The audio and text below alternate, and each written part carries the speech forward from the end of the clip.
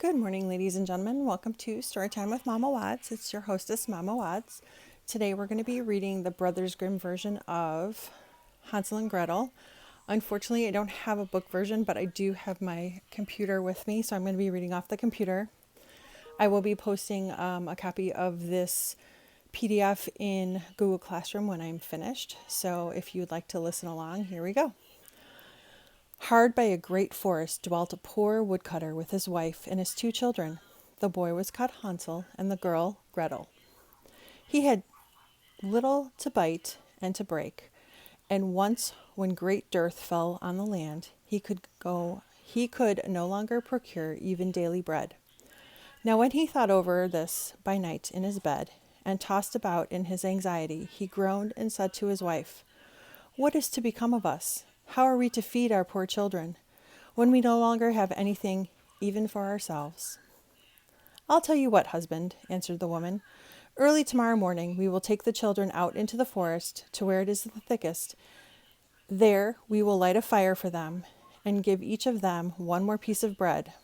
And then we will go to our work and leave them alone. They will not find the way home again, and we shall be rid of them."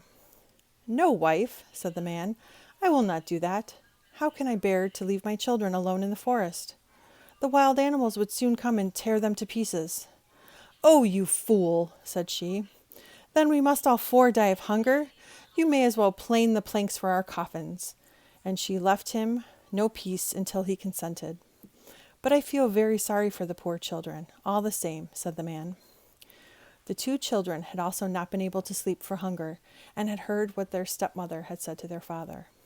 Gretel wept bitter tears, and said to Hansel, "Now all is over with us." "Be quiet, Gretel," said Hansel. "Do not distress yourself. I will soon find a way to help us." And when the old folks had fallen asleep, he got up, put on his little coat, opened the door below, and crept outside. The moon shone brightly, and the white pebbles, which lay in front of the house, glittered like real silver pennies.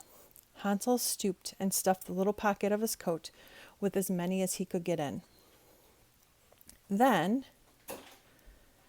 he went back in and said to Gretel, "Be comforted, dear little sister, and sleep in peace. God will not forsake us." And he lay down again in his bed.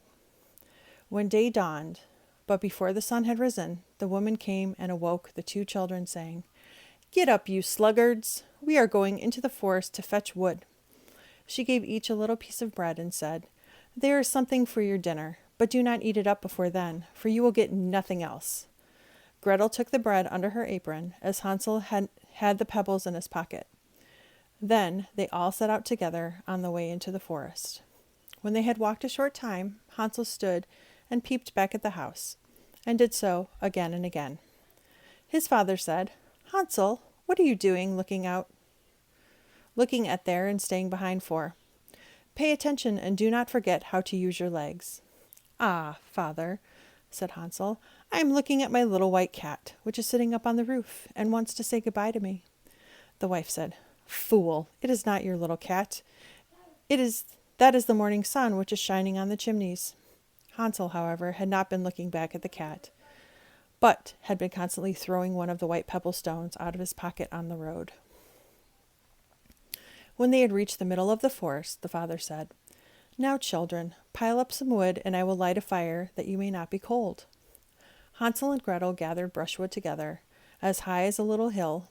The brushwood was lighted, and when the flames were burning very high, the woman said, "Now, children, lay yourselves down by the fire and rest. We will go into the forest and cut some wood. When we have done, we will come back and fetch you away." Hansel and Gretel sat by the fire, and when noon came, each ate a little piece of bread. And as they heard the strokes of the wood axe, they believed that their father was near. It was not the axe, however, but a branch which he had fastened with a withered tree, which the wind was blowing backwards and forwards. And as they had been sitting such a long time, their eyes closed with fatigue, and they fell asleep. When at last they awoke, it was already dark night. Gretel began to cry and said, "How are we to get out of the forest now?" But Hansel comforted her and said, "Just wait a little until the moon has risen, and then we will soon find the way." And when the moon had risen, Hansel took his little sister by the hand and followed the pebbles, which shone like newly coined silver pieces, and showed the way. They walked the whole night long, and by break of day once more came to their father's house. They knocked at the door, and when the woman opened it and saw that it was Hansel and Gretel, she said, "You naughty children, why have you slept so long in the forest? We thought you were never coming back at all." The father, however, rejoiced, for it had cut him to the heart to leave them behind alone. Not long afterwards, there was one more great dearth throughout the land, and the children heard their mother saying at night to their father, "Everything is eaten again. We have one half loaf left, and that is the end. The children must go. We will take them farther into the wood, so that they will not find their way out again. There is no other means of saving ourselves." The man's heart was heavy, and he thought, "It would be better for you to share the last mouthful with your children." The woman, however, would listen to nothing that he had to say, but scolded and reproached him. He who says A must say B likewise, and as he had yielded the first time, he had to do so a second time also. The children, however, were still awake and had heard the conversation. When the old folks were asleep, Hansel again got up and wanted to go out and pick pebbles as he had done before. But the woman had locked the door, and Hansel could not get out. Nevertheless, he comforted his little sister and said, "Do not cry, Gretel. Go to sleep quietly. The good God will help us." Early in the morning, the woman came and took the children out of their beds. Their piece of bread was given to them, but it was still smaller than the time before. On the way into the forest, Hansel crumbled in his pocket and often stood and threw a morsel on the ground. "Hansel, why do you stop and look round?" said his father. "Go on. I am looking back at my little pigeon, which is sitting on the roof and wants to say goodbye to me," answered Hansel. "Fool," said the woman, "that is not your little pigeon. That is the morning sun shining on the chimney." Hansel, however, little by little, threw all the crumbs on the path. The woman led the children still deeper into the forest, where they had never in their lives been before. Then a great fire again was made, and the mother said, "Just sit there, you children, and when you are tired you may sleep a little. We are going into the forest to cut wood, and in the evening, when we are done, we will come and fetch you away." When it was noon, Gretel shared her piece of bread with Hansel, who had scattered his by the way. Then they fell asleep, and evening passed, but no one came to get the poor children. They did not wake until it was dark night, and Hansel comforted his little sister and said, "Just wait, Gretel, until the moon rises, and then we shall see the crumbs of bread which I have strewn about. They will show us our way home again." When the moon came, they set out, but found no crumbs, for the many thousands of birds which fly about in the woods and fields had picked them all up. Hansel said to Gretel, "We shall soon find the next way," but they did not find it. They walked the whole night, and all the next day, too, from morning till evening, but they did not get out of the forest, and they were very hungry. For they had nothing to eat but 2 or 3 berries, which grew on the ground. And as they were so weary that their legs would carry them no longer, they lay down beneath a tree and fell asleep. It was now 3 mornings since they had left their father's house. They began to walk again, but they always came deeper into the forest, and if help did not come soon, they must die of hunger and weariness. When it was midday, they saw a beautiful snow-white bird sitting on a bough, which sang so delightfully that they stood still and listened to it. And when its song was over, it spread its wings and flew away before them, and they followed it until they reached a little house, on the roof of which it alighted. And when they approached the little house, they saw it was built of bread and covered with cakes, but that the windows were of clear sugar. "We will set to work on that," said Hansel, "and have a good meal. I will eat a bit of the roof, and you, Gretel, can eat some of the window, and it will taste sweet." Hansel reached up above and broke off a little of the roof to try how it tasted, and Gretel leant against the window and nibbled at the panes. Then a soft voice cried from the parlor, "Nibble, nibble, gnaw, who's nibbling at my little house?" The children answered, the wind, the heaven-born wind." and went on eating without disturbing themselves. Hansel, who liked the taste of the roof, tore down a great piece of it, and Gretel pushed out the whole of one round window pane, sat down, and enjoyed herself with it. Suddenly the door opened, and a woman as old as the hills, who supported herself on crutches, came creeping out. Hansel and Gretel were so terribly frightened that they let fall what they had in their hands. The old woman, however, nodded her head and said, "Oh, you dear children, who has brought you here? Do come in and stay with me. No harm shall happen to you." She took them both by the hand and led them into her little house. Then good food was set before them, milk and pancakes with sugar, apples, and nuts.